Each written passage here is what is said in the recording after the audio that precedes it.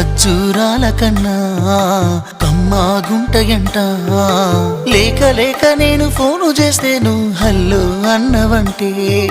బెల్లం బువ్వ కన్నా తీయగుంటదంట ఎన్నడూ నాడు ఫోను చేసి బాగున్నావన్నవంటే